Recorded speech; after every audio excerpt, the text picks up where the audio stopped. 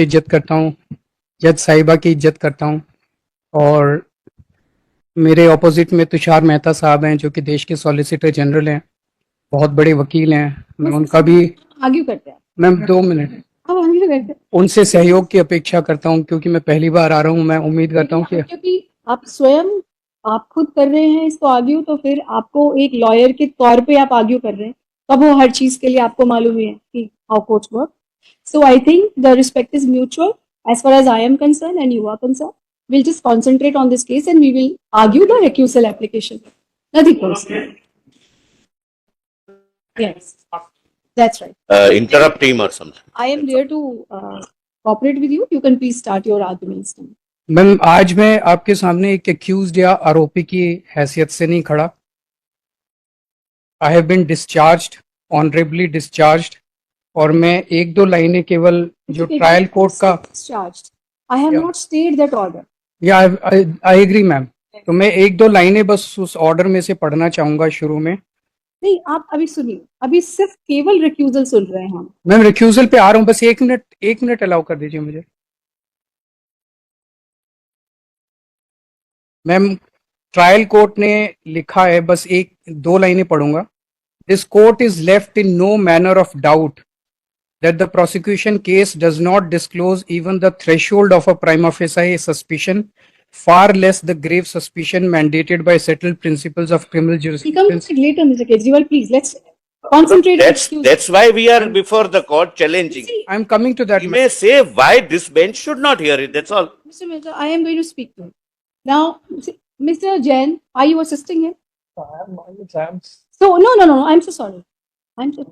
Once a litigant is allowed to, he says, I have not authorized anyone, means that he is not authorized by anyone. He hasn't authorized anyone. So, we'll not do that. Proxy नहीं करेंगे हम. किसी के लिए भी नहीं. I'm sorry. मतलब, please. नहीं, आप मुझे तो कह ही नहीं सकते. मुझे क्या कहेंगे आप? But देखिए मिस्टर केजरीवाल, हम लोग रिक्यूजल पर आज सुन रहे हैं। मैं रिक्यूजल पे ही आ रहा हूँ। रिक्यूजल पर हम सीधा ही आएंगे। मैं सीधा ही आ जाऊंगा रिक्यूजल पे। मैम थोड़ा सा हल्का सा बैकग्राउंड मुझे बताना पड़ेगा मैम, थोड़ा सा, क्योंकि मैं ये फाइल को पढ़ चुकी हूँ। मैम आप पढ़ चुके हैं। मैम 2 मिनट दे दीजिए मुझे, 2 मिनट मुझे सुन लीजिए। कि ट्रायल कोर्ट ने 3 नवंबर से 12 फरवरी के बीच में 3 महीने डे टू डे बेसिस पे हेयरिंग्स की, 40,000 पन्नों के एविडेंस पढ़े और उसके बाद उन्होंने हम लोगों को डिस्चार्ज किया। इन सबको म्यूट कर देंगे, जब तक हम नहीं बोलेंगे वो तब तक कोई नहीं बोलेगा। 9 मार्च को इस केस की इस ऑनरेबल कोर्ट में पहली सुनवाई हुई। 9 मार्च को जब सुनवाई हुई, इस कोर्ट में सीबीआई के अलावा कोई और पार्टी मौजूद नहीं थी। किसी भी पार्टी की सभी पार्टियों की गैर मौजूदगी में एक्स पार्टी बिना नोटिस जारी किए और बिना किसी की सुनवाई किए, बिना किसी का रिप्लाई लिए, इस ऑनरेबल कोर्ट ने ऑर्डर पास किया that prima facie this order appears to be erroneous on certain issues. जो ट्रायल कोर्ट ने 3 नवंबर से 12 फरवरी के बीच में लगभग 3.25 महीने डे टू डे बेसिस पे पूरा दिन सुनवाई करके ऑर्डर पास किया था 40,000 पन्नों को सुनने के बाद, उसको 5 मिनट की सुनवाई में इस ऑनरेबल कोर्ट ने प्राइमा फेसाई गलत डिक्लेयर कर दिया, इरोनियस डिक्लेयर कर दिया। जब ये 9 मार्च का ऑर्डर आया मिलॉर्ड, तो मेरा दिल बैठ गया। I was really shocked and I started having doubts whether serious apprehensions, whether the court is biased and whether I will get justice here. That is the time I wrote a letter on the administrative side to the Chief Justice of Delhi High Court on 11th March that the case may be transferred to some other bench. On 13th March, I got a reply that once a case has been assigned to a particular bench according to roster, the decision for the same lies with the respective judge whether he or she wants to recuse or not. After receiving that letter, I filed this recusal application before this honorable court. The question is an apprehension in the mind of the party. In that case also, this court relied upon Ranjit Thakur versus Union of India, which says judge is not to look at his own mind and ask himself, however honestly am I biased, but to look at the mind of the party before him. उस judgement पे rely करके ED को transfer application allow कर दी गई. All that I am demanding, my lord, is same parity as ED, especially when my apprehensions are on much stronger ground than the apprehensions expressed by ED in their application. I've gone through that.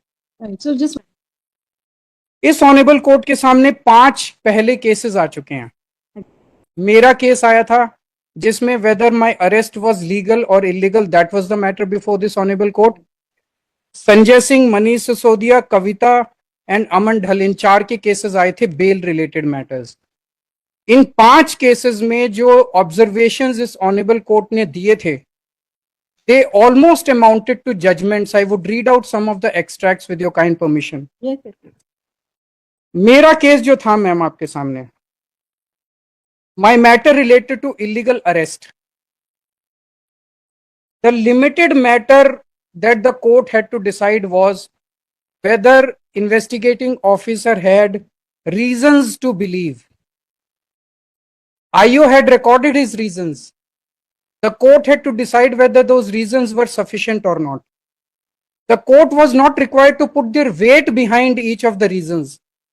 The court was also not required to give a final verdict on each of those reasons. But it appears, मैं अभी कुछ extracts पढ़ूंगा, it appears the court gave a final judgment of many of those points. In just 2 hearings, 2 he hearing हुई थी, 2 hearing में final judgment कर दिया गया. There was no charge sheet before this honorable court, and a final judgment or final conclusion was not even sought by ED. इस पे भी एक final finding दे दी गई थी approver statements के ऊपर. I was almost declared guilty, ma'am. I was almost declared corrupt. ऐसा लगा जैसे केवल सजा सुनानी बाकी रह गई थी. Sorry? I don't want to comment on that. That's what you were thinking. In Kanaklata versus state में फिर से वो 2 लाइनें पढ़ना चाहूंगा. The honourable supreme court held that earlier strong observations may create a reasonable apprehension. These are earlier strong observations of this honorable court, that the court has so committed itself to a given approach or thought process. Trial court के orders इन सभी points पे completely contrary हैं. As I said, trial court ने 3.25 महीने hearings की थी, 40,000 पन्ने. The trial court has concluded no crime took place. There was no corruption. There were no kickbacks. There was no demand of bribery. There was no proceeds of crime. 45 crore bribe charge is wrong. कोई गोवा में पैसा नहीं ले जाया गया. और recovery के ऊपर मैम जो आपकी फाइंडिंग थी, दैट अगर पैसे रिकवरी नहीं भी हुई तो उससे कोई फर्क नहीं पड़ता, इस पे ट्रायल कोर्ट ने लिखा है पैरा 1016 एट पेज 543. आपका आर्ग्यूमेंट क्या है? आप ये कहना चाह रहे हो कि जो ट्रायल कोर्ट ने क्योंकि सच बोला है तो मेरी इसलिए जो मेरी नहीं मैम, मैं आ रहा हूँ मैम. एक मिनट, ट्रायल कोर्ट ने मेरे बात सुना है, मैं सिर्फ केवल आपको इस बात पर सुन रही हूँ कि आपके माइंड में एप्रीहेंशन की. एप्रीहेंशन ये है मैम, बार बार ये नहीं कह सकते. मैं उस पॉइंट पे आ रहा हूँ. मैं अगर आपसे क्वेश्चन मैं पूछ रहा हूँ, मैं बता रहा हूँ मैम. मैं आपको क्वेश्चन करूंगी, आप उसकी वेट करेंगे, फिर आप मुझे आंसर करेंगे. मैं जवाब दे रहा हूँ मैम. अब मैं क्वेश्चन तो पूछने दो. ओके, क्वेश्चन तो पूछने दो. मैंने क्वेश्चन कहाँ पूछा? मैंने आपको सिर्फ बार बार मैं आपसे एक ही रिक्वेस्ट कर रही हूँ कि मैं केवल आज आपको रिक्यूजल पर सुन रही हूँ कि आपके माइंड में अभी तक आपने बिल्कुल सब कुछ जो भी आर्गुमेंट किया बिल्कुल ठीक आर्गुमेंट किया कि आपके माइंड में क्यों एप्रीहेंशन है. जिस वक्त मैंने वो वाले ऑर्डर्स करे उस वक्त इस कोर्ट का कोई फैसला तो था नहीं. वो तो फैसला उनका फैसला बाद में आया. उसको टेस्ट किया जाएगा जब मैं आपको आर्ग्यूमेंट में जो भी मैं सुनूंगी या कोई और कोर्ट सुनेगी, whosoever, depending on the outcome of this thing. तो आज हम केवल कॉन्सेंट्रेट जो आपके 10 पॉइंट्स हैं, हम उन 10 पॉइंट्स पे कॉन्सेंट्रेट करेंगे. उसमें से मैंने आपके तीन पॉइंट्स लिखवाए. मैम अभी पहला ही चल रहा है. नहीं, आपके हिसाब से पहला चल रहा है. मैम मैंने 3 पॉइंट्स लिखवाए. देखिए कोर्ट के तरीके से चलती है, वो आप नहीं समझ पाएंगे, मगर मैं अपने तरीके से कोर्ट चलाती हूँ, मैं ऐसे चलाऊंगी. तो मैंने आपके 3 पॉइंट्स लिखे. आपके 3 एप्रीहेंशन अभी तक आए.